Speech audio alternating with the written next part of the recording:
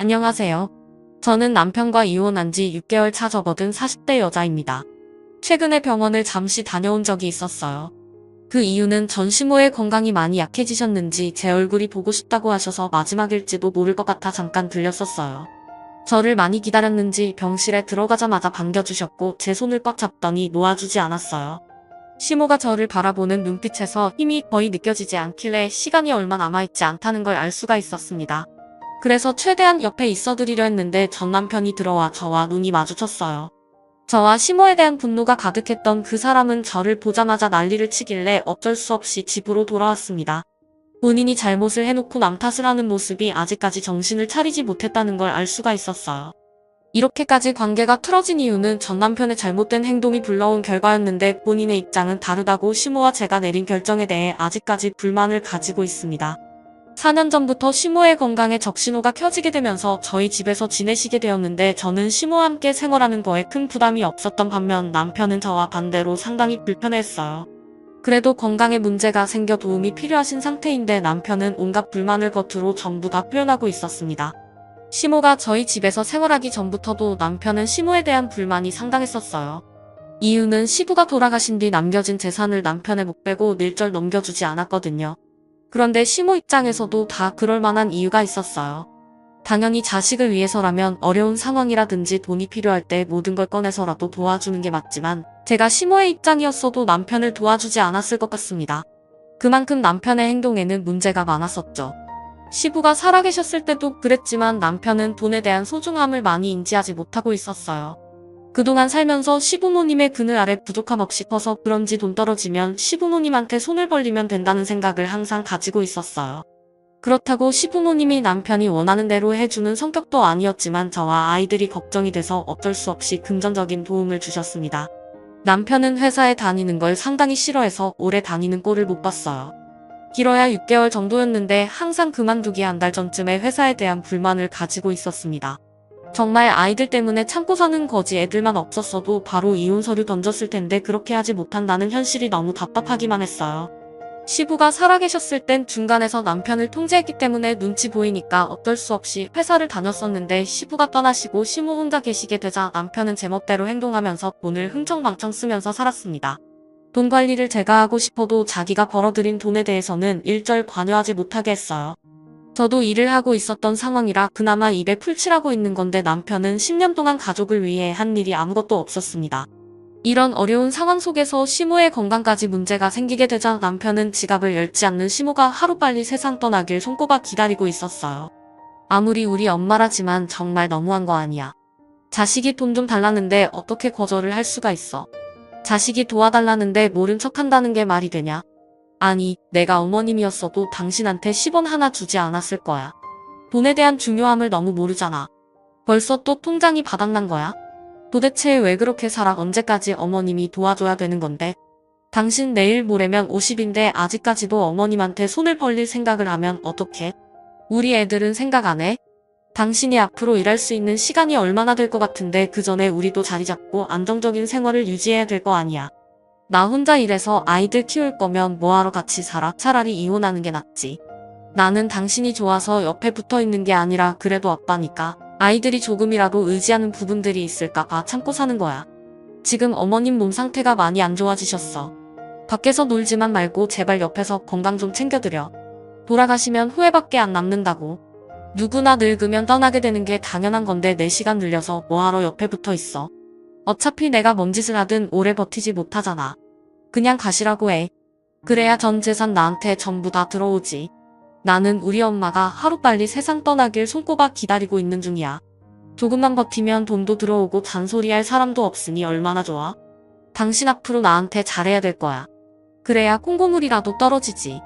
지금처럼 행동하면 국물도 없을 줄 알아. 어머님 연명치료 거부하셨어. 병원에서 항암 치료받는 거 거절하셨다고.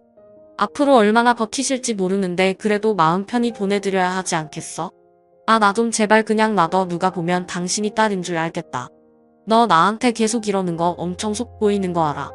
우리 엄마 그냥 요양원 보내면 되는 거지. 집에 데리고 들어온 건 너무 오버하는 거 아니냐고. 너한테 돈 좀 주겠대? 그래서 보살펴달라고 그러니? 내 앞에서는 온갖 착한 척 다 하더니 너도 나랑 다를 게 뭐야? 돈 앞에서는 다 똑같아지는 거라고. 자기야, 우리 엄마가 가지고 있는 재산의 일부가 당신한테 넘어가면 앞으로 돈 걱정 없이 살아갈 수 있을 테니까 잘해주는 척 옆에서 챙겨주는 척 가식 떨고 있는 거겠지. 내 두 눈에도 훤히 보이는데 우리 엄마라고 안 보이겠냐? 돈 받을 수 있다는 생각 쓰레기통에 처박는 게 좋을 거야. 저는 남편의 막말에 저도 모르게 뺨에 손을 놀려버렸어요. 결혼 생활하는 동안 실망을 많이 했었지만 그날 저를 함부로 생각하고 뱉은 말들이 제일 큰 상처로 돌아왔었습니다. 남편은 저에게 뺨을 맞게 되자 순간적으로 손을 머리 위로 올렸지만 제 얼굴에 손을 대지는 않았습니다. 그런데 이 모든 상황들이 방에 누워있는 시모 때문이라면서 방으로 들어간 남편이 시모를 모시고 나와 밖으로 나가려는 돌발 행동을 저질렀어요. 제가 팔을 붙잡으면서 뭐하는 짓이냐고 뜯어말렸지만 이미 남편의 눈은 뒤집혀 있는 상태였습니다. 그렇게 시모를 차에 태운 뒤 향한 곳은 시댁이었어요. 시모에게 집 밖으로 나오지 말라면서 한 번만 더 도움을 요청하면 그땐 요양원에 보내버리겠다고 목소리를 높였습니다. 남편은 뒤도 안 돌아보고 다시 차를 타고 돌아갔는데 남편한테 내쳐진 시모는 결국 눈물을 터뜨리셨어요. 그날 시모에게 차라리 요양원에 들어가시는 게 어떻겠냐고 여쭤봤지만 그런 환경 자체가 너무 싫다면서 차라리 그냥 시댁에 계신다고 하시길래 시모를 부축해 방에 눕혀드린 뒤 다시 집으로 돌아와 아이들을 데리고 시댁으로 향했어요. 저희 집과 시댁이 멀지 않은 곳에 있어서 고생을 좀 하더라도 저 혼자 해결할 수 있는 방법을 선택해야만 했습니다. 남편은 자기 생활에 빠져 집에도 들어오지 않고 더욱더 개척한 인생을 살아가고 있었어요. 이미 가정까지 포기한 상태라는 걸 알 수가 있었습니다. 시모가 돌아가시게 되면 자연스럽게 자기한테 많은 재산이 들어오게 되니 더는 무서울 게 없는 듯 보였어요. 그러한 생활을 반복하면서 남편과의 갈등은 점점 심각해지자 저 또한 멀리하게 되더라고요. 그리고 대화 자체도 섞고 싶지 않았어요. 시모가 세상을 떠나면 남편과의 관계도 정리를 해야겠다고 생각하면서 시모를 보살펴드리고 있었는데 저를 한참 동안 바라보시더니 미안하다는 말을 하셨어요. 남편을 제대로 가르치지 못한 당신 잘못이라고 앞으로 저와 아이들이 살아가게 될 섬들을 걱정하셨습니다. 저 또한 날이 가면 갈수록 건강이 악화가 되시는 시모의 몸 상태 때문에 고민이 많았어요. 폐암으로 시작이 되었지만 이미 몸 구석구석 암세포가 전이돼서 자리를 잡고 있는 상태라 하루가 다르게 시모의 몸은 급격하게 안 좋아졌어요. 남편과 결혼 이후 저를 딸처럼 대해주셨던 시모가 당시 나들한테 온갖 막말에 욕까지 얻어먹는 그런 모습들이 너무 안타깝고 불쌍한 마음이 들어 이렇게 사는 건 아닌 것 같아 저는 회사에 사정을 얘기한 뒤 휴직계를 내게 되었어요. 그리고 시모를 저희 집으로 다시 모셨습니다. 아이들 등교 문제도 저 혼자 감당하기에 너무 벅찼던 상황이라 저희 집에서 모든 걸 해결해야 저 혼자 아이들과 시모를 책임질 수 있었습니다.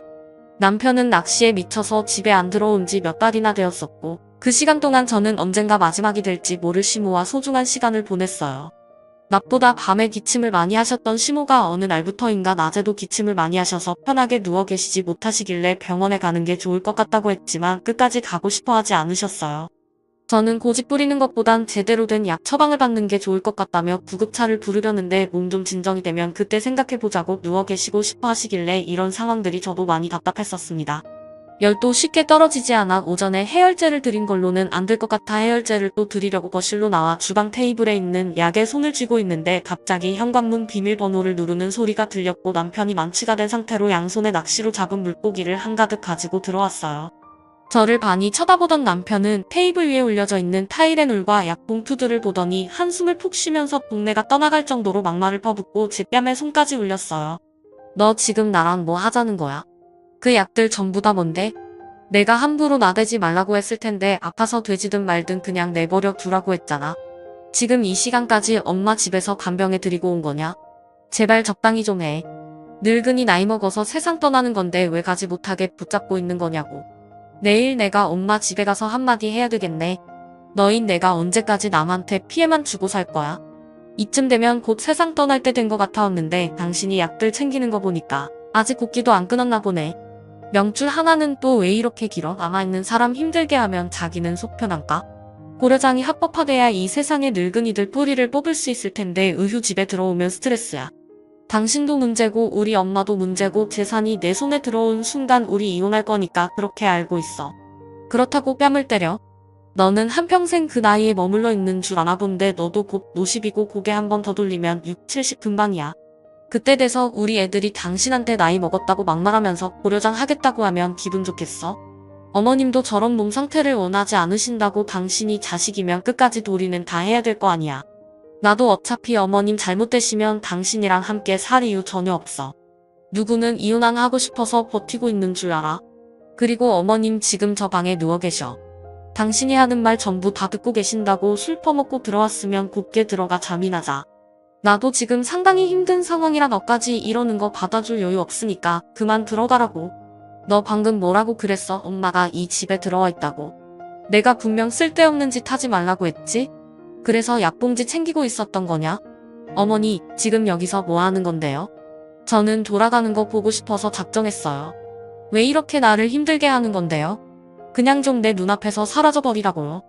너 지금 엄마한테 말 다 했니? 내가 그동안 너를 어떻게 키웠는데 그런 막말을 할 수가 있어? 해달라는 거 다 해줬으면 조금이라도 감사해야 되는 거 아니야? 감사요? 자식한테 감사를 바라는 거 자체가 너무 웃기지 않아요? 누가 이 세상에 태어나고 싶다고 했어요? 엄마 때문에 제 인생이 불행한 건 안 보이나 봐요. 지금 수중에 돈이 없어서 힘들어 죽겠다는데 도와줄 생각 조금도 없잖아요. 제가 왜 이런 고통을 겪으면서 살아야 되는 건데요? 엄마만 떠나면 그 재산 전부 나한테 들어올 테고 그럼 남은 인생 걱정 없이 이 세상 살아갈 수 있을 텐데 제가 바라는 건 딱 그거 한 가지예요. 엄마의 그 질긴 명줄 빨리 끊기는 거 그때가 하루빨리 와야 엄마한테 감사한 마음이 들 것 같은데요. 시모는 막말을 퍼붓는 남편의 모습에 많은 실망을 했는지 몸을 천천히 일으켜 남편한테 다가가 시모가 가지고 있는 온 힘을 다해 뺨에 손을 올려버렸어요. 뺨을 맞게 된 남편은 시모에게 정신 나갔냐고 소리치더니 시모의 몸을 강하게 밀쳤습니다. 말릴 새도 없이 순식간에 일어난 상황이라 쿵 하는 소리와 함께 정신을 잃게 된 시모의 모습을 보게 된 저는 비명을 지르면서 떨리는 손으로 119에 도움을 요청했어요. 남편은 그 정도로 떠나지 않는다면서 방으로 들어가 침대에 누워 버리길래 저 또한 화가 머리끝까지 올라와 남편한테 정신 차리라며 찬물을 냅다 부어버렸어요. 그리고 경찰서에 신고해서 남편 좀 잡아가 달라고 도움을 요청하게 되었죠. 찬물을 뒤집어 쓴 남편은 아이들이 보고 있는 앞에서 집안의 물건들을 전부 다 때려 부수고 한바탕 난리를 쳤어요. 저는 아이들이 다치기라도 할까봐 밖으로 내보낸 뒤 깨어나지 못하는 시모 옆에서 남편이 집어던지는 물건들을 온몸으로 받아내었습니다. 이미 이성을 잃어버린 남편이 술까지 마셔서 눈에 뵈는 게 없는지 손에 잡히는 대로 물건을 집어던지다 보니까 던진 물건이 시모에게 떨어지게 될까봐 몸으로 막을 수밖에 없었어요. 그렇게 구급차와 경찰들이 집에 들어오면서 상황은 마무리가 되었고 남편은 경찰에게 붙잡혀서 서로 향하게 되었습니다. 저는 아이들을 차에 올려 태운 뒤 구급차를 뒤따라갔고 시모는 병원에서 응급치료를 받았어요. 이미 정상적인 몸이 아니었기 때문에 기력이 많이 떨어져서 쉽게 정신을 잃었던 거였습니다. 병원에서는 시모가 어떤 몸 상태인지 정밀 검사를 시작했어요. 예전보다 확실히 건강은 악화가 되어 있었습니다. 의사는 항암 치료로 좋아질 수 있는 상황은 아니라면서 집에서 생활하는 것보단 병원에서 생활하는 게 그래도 고통을 덜 수 있다는 말에 의사의 말을 따르게 되었고 한참 뒤에나 깨어난 시모는 좀 전에 있었던 남편의 충격적인 행동들로 인해 너무 큰 상처를 받은 듯 보였어요. 그날 시모는 저에게 잠깐 핸드폰 좀 빌려달라고 하시더니 누군가와 통화를 진행했습니다. 그렇게 간단한 통화를 끝낸 뒤 2시간 정도 지나자 누군가가 병실 문을 노크하면서 들어왔어요. 시모와 알고 있는 사이였는지 반갑게 인사를 주고받고 있었습니다. 저는 조심스럽게 시모에게 누군지 여쭤보자 앞으로 모든 일들을 처리해줄 시모 변호사 대리인이라면서 진지하게 대화를 이어나갔어요. 지금 이 시간부로 이분이 나를 대신해서 모든 일을 처리해줄 거니까 도움이 필요하면 고민하지 말고 얘기하면 된다. 내 생각엔 내가 우리 아들과 앞으로 함께 살아가는 게 많이 벅찰 것 같은데 진지하게 고민을 해봤으면 좋겠다. 아이들의 미래도 생각해야지. 자기가 벌린 일들 수습도 못하는 그런 놈이랑 그만 정리하는 게 좋지 않겠니? 지금도 저러는데 나까지 세상 떠나게 되면 얼마나 더 난리를 치겠어? 다른 건 생각하지 말고 너와 아이들만 신경 써라. 어머님 앞에서 이런 말 하는 게 저 또한 정말 쉽지 않지만 그 애랑 10년간 결혼 생활하면서 정신적으로 너무 많이 힘들었었어요. 그래서 이제 그만하고 싶어요. 집안의 가장이고 애들 아빠라서 힘들게 버티며 살아왔었는데 평생을 이렇게 살아야 된다고 생각하니까 앞이 너무 캄캄해요. 여기까지만 하는 게 저와 아이들을 지킬 수 있는 유일한 방법인 것 같아요. 변호사님이 이혼하는 걸 도와주실 수 있으신가요? 말 나온 김에 이제 그만 관계를 끊어내고 싶어요. 그래, 잘 생각했다. 이 나이 먹는 동안 그래도 자식 하나 보고 열심히 살아왔었는데 하는 짓을 보니 너희들이 정리가 되지 않는다면 분명 누군가 크게 다칠 것 같구나. 이미 상대에게 손을 올리고 물건을 집어던졌다는 것 자체가 가정이 깨진 거나 다름없다. 뒷일은 걱정하지 말고 내가 시키는 대로 하는 게 좋을 것 같구나. 시모는 옆에 앉아있는 변호사에게 준비된 서류를 가지고 왔냐며 손을 내밀었어요. 변호사는 가방에서 서류 봉투 하나를 꺼내들어 안에 있는 서류를 시모에게 건네주었고 한번 훑어보시더니 나라에 바로 매각해 달라며 대화를 이어나갔습니다. 그리고 매각한 돈은 어려운 사람들을 위해 사용하고 싶다며 134억 등기를 변호사에게 다시 건네주었습니다. 그리고 저에게 건네준 서류는 이혼 서류였어요. 제가 이미 남편과 갈라설 마음이 있다는 걸 시모도 알고 있었어요. 그렇게 저는 남편과 이혼을 준비했고 경찰 조사를 받고 병원으로 돌아온 남편은 화를 가라앉히지 못하고 있었습니다. 저는 그런 남편에게 이혼 서류를 건네주었어요. 제가 이혼하길 원한다고 하자 그 자리에서 조금의 망설임도 없이 이혼을 결정지었습니다. 말 나온 김에 한 번에 처리하자면서 재산까지 전부 분할을 했어요. 남편은 제가 이혼 서류를 먼저 내밀어 주길 기다렸다는 듯 서둘러 끝내고 싶어 하길래 저도 망설임 없이 끝낼 수 있었습니다. 그렇게 남편과는 법적으로 더 이상 부부가 아닌 남이 되었고 더는 어떠한 관계도 아니었어요. 친자 포기 각서까지 받아낸 상황이라 두 번 다시 얼굴 볼 일도 없었습니다. 하지만 저는 할 도리는 해야 됐기에 시모협을 지켜드렸어요. 그렇게 남편과 이혼을 한 지 3개월의 숙려 기간이 지나면서 법적으로 모든 게 완벽하게 정리가 됐던 날 그날도 어김없이 병원을 찾아갔는데 병실이 떠나갈 정도로 남편의 목소리가 밖에까지 들려오고 있었습니다.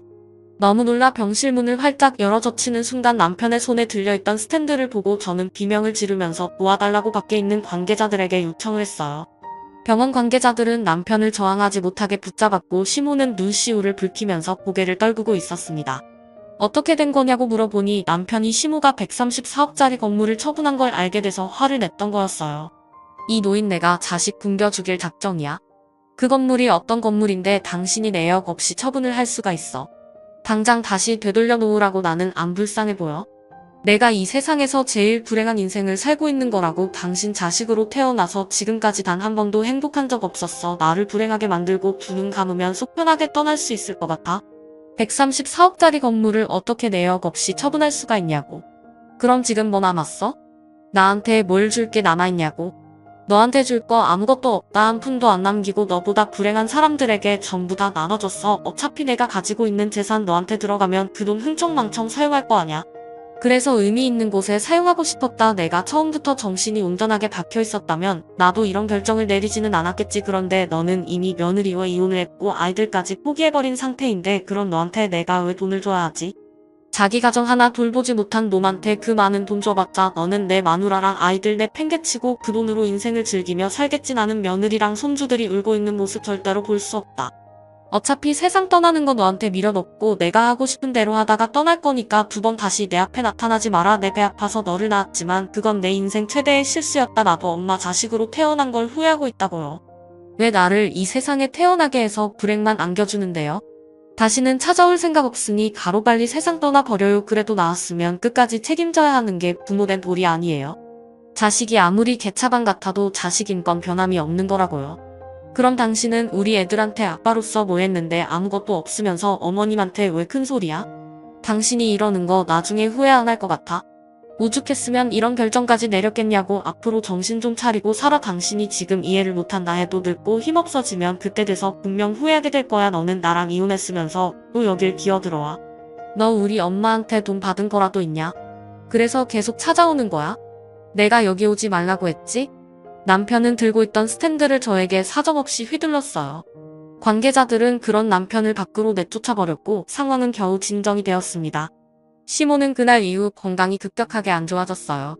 시모는 그래도 자식이라고 살고 계셨던 집은 처분하지 않고 그대로 남겨두셨었는데 그날 남편의 행동에 너무 큰 상처를 받았는지 변호사 대리인을 불러 살고 계셨던 집까지 전부 다 처분을 하셨어요. 전 남편한테 돌아가는 돈은 거의 남아있지 않게 되었고 시모의 행동에 남편은 분노를 가라앉히지 못했습니다. 그리고 그날 이후 한동안 병원에 가지 못했었어요. 남편이 병실 앞에 죽치고 있어서 제가 접근하는 것조차 싫다며 들어가지 못하게 막고 있었어요. 그래서 전화 통화하는 것 외엔 별다른 방법이 없었는데 어느 날 시모의 건강에 문제가 생겼는지 제가 보고 싶다는 말에 서둘러 병원을 찾아가게 되었고 잠깐 사이에 급격히 안 좋아진 모습을 보게 된 저는 결국 눈물을 쏟아내었습니다. 시모가 이번 달을 넘기지 못할 것 같다는 의사의 말에 마음의 준비를 하려는데 남편이 잠깐 자리를 비운 사이 제가 병실로 들어온 거라 제 얼굴을 보자마자 또다시 난리를 쳤어요. 남편은 시모가 최대한 빨리 세상을 떠나길 원하고 있었습니다. 하나뿐인 자식이 끝까지 정신을 차리지 못하는 모습을 지켜보고 있던 시모는 모든 걸 내려놓으셨는지 이제 그만해도 된다면서 화 좀 가라앉히라며 통장 하나를 남편에게 건네주었어요. 남편은 당황한 눈빛을 보이더니 급하게 통장을 확인했어요. 그런데 잠시 뒤 표정이 일그러지면서 시모가 보는 앞에서 통장을 갈기갈기 찢어버렸습니다. 제가 뭐하는 짓이냐고 화를 내자 남편은 시모에게 꼴랑 돈 5억을 가지고 누구 코에 붙이냐면서 장례식 비용도 안 나오겠다며 재산 숨겨놓은 거 아니까 당장 전부 다 내놓으라고 막말을 퍼부었어요. 정말 인간이길 포기한 놈 같았습니다. 저도 감사할 줄 모르는 그런 놈 지어받고 싶었지만 화를 억누르며 겨우 참았어요. 남편은 저보고 당장 나가라면서 병실에서 난리치길래 시모에게 나중에 다시 오겠다면서 급하게 밖으로 나왔습니다. 여기까지가 지금 현재 제가 겪은 사연입니다. 남편과 이혼을 했으니 전시모가 되겠지만 저에겐 친엄마와 다름없을 정도로 정말 잘해주셨어요. 전 남편이 저런 식으로 행동하는 게 너무 가슴이 아픕니다. 시모는 저보고 하루빨리 이사 가길 원하고 있어요. 장례식장에도 오지 않았으면 좋겠다고 부탁하셨습니다. 혹시라도 저에게 문제가 생기게 될까봐 그걸 걱정하고 계신 것 같아요. 사람 일은 어떻게 될지 모르잖아요. 시모가 재산 정리를 하시면서 저에게 50억을 통장으로 넣어주셨어요. 못난 아들 때문에 제 인생이 불행만 있었던 것 같다며 아이들과 앞으로 행복하게 살았으면 좋겠다고 50억을 주셨는데 시모가 저에게 준 돈을 남편이 알게 될까봐 그걸 걱정하고 있는 것 같습니다. 입만 닫고 있으면 모르겠지만 사람 일 어떻게 될지 모르잖아요. 그래서 불안해하고 계세요. 전 남편은 제가 돈을 받은 것 같다며 의심을 하고 있지만 입을 닫고 있어서 아직까지는 별 문제는 없지만 저 또한 걱정이 안 되는 건 아니에요. 그래도 그동안 저를 딸처럼 대해주신 시모의 곁을 마지막까지 함께해주고 싶어요. 변호사 말로는 시모가 저에게 준 재산을 알게 된다면 유류분 반환의 대상이 되는 유류분 산정의 기초 재산에는 고인이 생전에 징요한 재산도 포함된다고 합니다. 그 징요가 유류분 권리자에게 손해를 가할 것을 알고 행해지는 것이라는 점을 유류분 권리자가 입증하게 된다면 제가 불리해질 수 있다는 말이 되는 거죠. 그래서 법적으로 소송이 가능하다는데 그렇게 되면 일이 복잡해지게 되니까 시모 뜻대로 이사를 가는 게 좋을 것 같다고 하네요. 엮여서 좋을 게 없다는 거 저도 잘 알지만 발이 떨어지지가 않아요. 제가 지금 이 시점에 이사를 가는 게 맞는 건지 모르겠어요. 시모는 마지막 소원이라면서 전 남편과 최대한 멀리 떨어져서 살라고 하지만 아직 시모는 병원에 계세요. 장례식도 못 본다는 게 너무 가슴이 아픕니다. 남편이 당연히 장례식 날 난리칠 게 뻔하지만 시모의 마지막 순간을 볼 수 없다는 게 너무 마음이 아픕니다. 단호하게 결정을 내려야 될까요? 제가 입만 닫고 있으면 괜찮을 것 같은데 전 남편이 저에게 들어온 50억을 정말 알아낼 수 있을까요? 하루빨리 이 모든 상황들이 정리가 됐으면 좋겠어요.